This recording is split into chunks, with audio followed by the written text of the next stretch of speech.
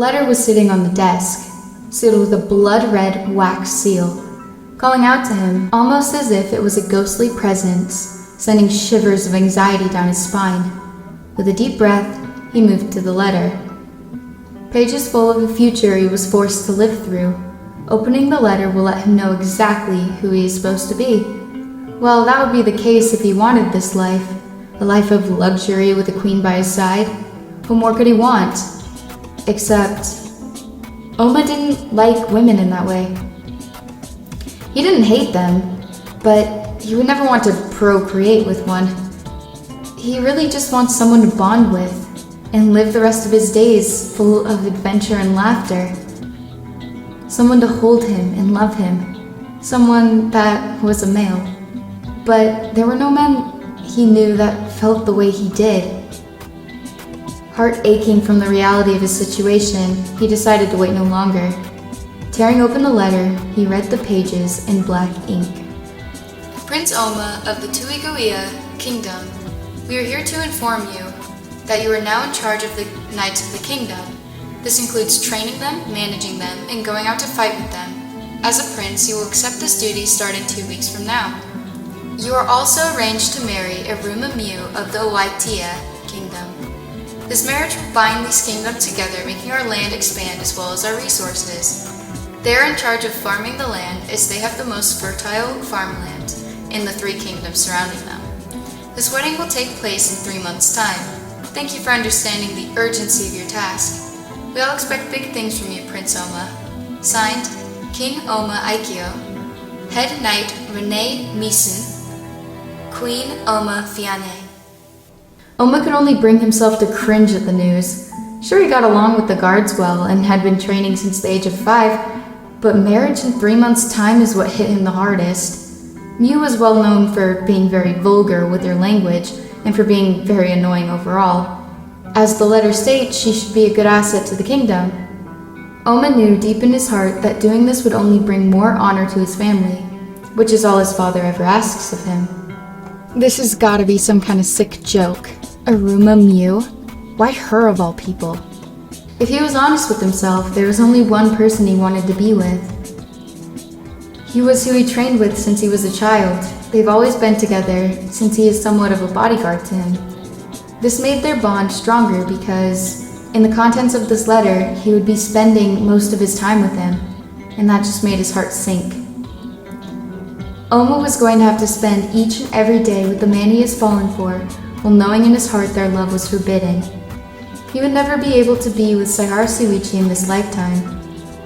Maybe in the next life his luck would be better and they could finally be together. Whatever. He bitterly spat, crumpling up the paper and tossing it into the trash bin. This is your life. Taking heavy steps to the bathroom, Ouma looked into the mirror. So just put on your mask and smile. A tear fell down his cheek before a forced smile formed on his face. Walking through the palace was a nice pastime for Ouma. He enjoyed feeling the wind in his hair. He still had things he needed to tend to in his study, but at the moment top priority was going to training. Training is every day at 0900 hours. He was expected to be there at the time to train the soldiers. It was definitely one of those things he enjoyed doing out of all of his responsibilities. Prince Ouma. Ouma's heart jumped as he heard the voice of his beloved. Turning around, seeing Saihara standing behind him. Saihara, did you need something? Yes, I wanted to ask for more one-on-one sessions with Sparring, because I'm still struggling with it. He looked flustered from this, and Ouma only softly smiled at him. Yes, of course. The only time I would be able to assist you is when I go to check in with the head knights in the neighboring towns. Saihara smiled back at him, knowing what he meant. Thank you for this, Prince Ouma. I am in your debt. He said with a playful bow before walking with Ouma to the training grounds. Ouma and Saihara have been meeting up late at night outside of the kingdom. It was forbidden for Ouma to be out of his room after hours, but Ouma found a way around this. The hall is monitored by Momota, one of the guards. He and Ouma don't get along at all. Momota will check inside his room every hour because Ouma has a bad habit of sneaking out. So as a precaution, His father set his schedule to make sure he was in his room. There was one thing his father didn't know. He was unaware of Ouma getting the help of one of the head mages of the palace, Umeno Himiko. Umeno was known for being the best at illusion spells, so Ouma gave her a proposition. He would take on her workload of paperwork so she could focus on her magic, while she would just put an illusion of him in his bed every night to fool Momota. Ouma and Saihara shared a little glance, and this made Ouma turn his head almost immediately, because Saihara does things that are painfully adorable without even knowing. Saihara shrugged it off, knowing he flustered him. Saihara would usually call Ouma his Kokichi when they were alone, but he calls him Prince Ouma and it makes Ouma feel sick. Well, it's still nice to be able to walk with you on such a nice day, Saihara said, moving his gaze to focus on the sky, which was a bright shade of blue. The soft wind blew past the pair as Ouma spoke again. It's a nice day. Many pretty things to look at. He cooed a bit, making Saihara blush. Even though Saihara wasn't facing him, Ouma could see that the tips of his ears were red, which meant he was embarrassed. Ouma surveyed the path that they were walking down, before seeing a small room that didn't seem to be occupied. He pulled Saihara into the room, making sure nobody saw them. It was a supply closet for the maids and other servants, but there was just enough space for the both of them. He pinned Saihara against the wall, even though Saihara is a little taller than him. Ouma gently cupped his cheek, looking at him with a forlorn glance. What's wrong, Kokichi? Saihara whispered as some chatter could be heard outside the door. I don't like this. Having to pretend that we're nothing more than strangers? Ouma scowled, making Saihara flinch slightly. Saihara reached for one of his hands, holding it against his cheek, moving so he was the one towering over Ouma, whose back was now against the wall. We may have to play the role of prince and knight out there, but when we meet up later, we can be lovers. His soft smile made Ouma's heart melt, as well as all the frustration he was carrying. You're right. My apologies for pulling you in here so suddenly. Ouma whispered softly as Saihara's lips gently pressed against his own. They shared a tender kiss for a brief moment. Ouma wanted the kiss to last forever. He wanted to be with Saihara all of his life, and this is just treason in the kingdom. Now, we should get to training before people get suspicious. Saihara whispered in Ouma's ear, making him shudder. Of course, Ouma said, straightening his shirt before carefully listening if anyone was near the door. Once the coast was clear, Ouma took Saihara's hand and they exited the closet, becoming strangers once again. Let's get going, Ouma said with a sad look in his eyes as he looked at Saihara. They walked to the courtyard where the knights trained. Prince Ouma is here. One of the knights called out, making all the knights kneel down to him. Let's start with some sparring, with another person. Pair up and practice evading your target's moves. Focus on using your shield equally for defense and countering, Ouma announced before the knights formed pairs. Saihara moved quickly to join the others, but was left without a partner. Prince Ouma, he said, kneeling before Ouma. Rise, he said before Saihara stood in front of him. No one is left for me to spar with. May I spar with you, Prince Ouma? He asked, making Ouma raise an eyebrow. With a smile, he guided Saihara to a part of the courtyard. Focus on using your shield, Ouma mentioned before they both got into their battle stances. Saihara pulled his shield in front of him and blocked Ouma's attacks perfectly.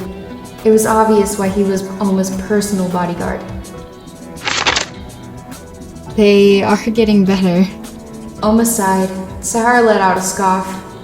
Practice makes progress, right? He said softly as the knights left the courtyard back to their regular tasks, leaving Saihara and Ouma standing there. I do have some paperwork I need to get done, Ouma said, moving towards his room. Saihara quickly followed him. Ouma returned with Saihara back to his room. The sun feels nice after it's been raining for the past few days, Ouma said, leaning on his windowsill, feeling the breeze go through his hair. Sunny days can be nice. but sometimes I prefer rainy ones. Sayara said, standing close to Ouma before leaning against the windowsill. Yeah, because you're so gloomy. Ouma teased, making Sayara laugh under his breath. No, it's because when it rains, it gives us an opportunity to stay in and read while enjoying each other's company. Sayara smiled softly. Ouma knew he was talking about the times they got to spend together when it rained. They were able to hide in the back of the library and embrace each other without being suspicious to others. I suppose so, Ouma mentioned, looking over at Sayara. They made eye contact and Sayara's eyes immediately softened. Even if you like the sun coming out in the day, you do complain about how it burns your skin a lot. Sayara sighed, making Ouma gasp. Sayara, how could you accuse me of disliking the sun because it kisses my skin? So mean. Ouma said in a sarcastic tone, making Sayara laugh. Sayara's laughter when Ouma made jokes was all he felt like he needed. It was all he wanted. When Sayara laughed like that, Ouma wanted to smother him with kisses and be able to hold his hand, hug him and feel his warmth, feel the vibrations of his voice when he speaks, fall asleep together in the garden under the stars without getting in trouble. He yearned to be with Sayara, and moments like these only reminded him why he knew what love is, the pain it brings, the longing that tugs on your heart when you're apart from your special someone. The joy that you feel from the little things they do makes all the pain worth it. Hey, Ouma? Sayara asked, as he and Ouma slowly inched towards each other. Ouma could feel his breath on his lips. You want to know something? Sayara said in a breathy whisper. Ouma's lips quivered a bit as shivers crawled up his spine. What? He said, moving his hand to cup Sayara's cheek. I want to run away with you, Sayara said before Ouma's eyes shot open. Run away? But if they find us, they would have you beaten and thrown in the dungeon. Ouma said gently, touching their lips together. You are more than worth it, Sayara said, pulling Ouma closer and kissing him. Their lips slowly collided as Ouma moved his hands to gently brush the back of his neck. Sayara moves closer to Ouma, slowly pinning him against the wall. You are worth everything, and so much more. Sayara breathed out as Ouma let his hands trail to Sayara's chest. You really think so? Ouma said, in a breathy whisper against Sayara's lips. Sayara nodded before pressing his lips against Ouma's, letting his fingers get tangled in his hair. There was no space between them as passionate kisses and touches were exchanged. Sayara broke away from him breathlessly. You should get that paperwork done before this gets to the point of no return. Sayara blushed, looking to the side. The point of no return? Do you mean? Ouma got cut off as Shuichi put a hand over his mouth. Yes, let's not talk about that now. Sayara darted his eyes to the side before looking back at Ouma, slowly removing his hand. Okay, fine. Ouma whined in disappointment, but started working on the paperwork he needed to get done. Sayara stood close to him, looking out the window. Ouma knew it was because Sayara was making sure that he wouldn't be in any danger. But Ouma wanted to think it was because he was thinking about what he said earlier. I want to run away with you. Ouma wanted that more than anything, but in the current situation, especially with the arranged marriage, this was more than breaking the law. Kokichi, you made it. Sayara said, smiling as he ran over to the tree he and Ouma would meet at. Oh, my beloved Shumai, he said before embracing him under the moonlight. This was the one time where they could just be them, alone in a field of flowers, together to take in the beauty of the moon, hand in hand when smelling the sweet scent of the flowers. Kokichi. He smiled as he was able to say his name. Kokichi smiled too, being able to be just Kokichi after being Prince Ouma all day. Shuichi. Kokichi smiled back at him. I'm glad to have these nights with you, because your eyes are only on me, Kokichi said before running into the flower field, leaving Shuichi to run after him. wait up. Shuichi called out, "You have to catch me!" Kokichi called out before Shuichi lunged at him, pinning him to the ground. Got you, he said breathlessly. Kokichi laughed, breathing hard as well. "You did, my beloved." He paused, moving in closer to kiss him in the field of flowers. "You caught me, just like you always do," Kokichi said, knocking him on his side. Shuichi grunted at the impact before looking at Kokichi. "I want to stay like this forever," Kokichi said before his eyes slid closed. I do too, Kokichi. I do too. He held Kokichi close to his chest. I love you, Kokichi. Don't forget that. Shuichi said softly, planting a kiss on Kokichi's forehead.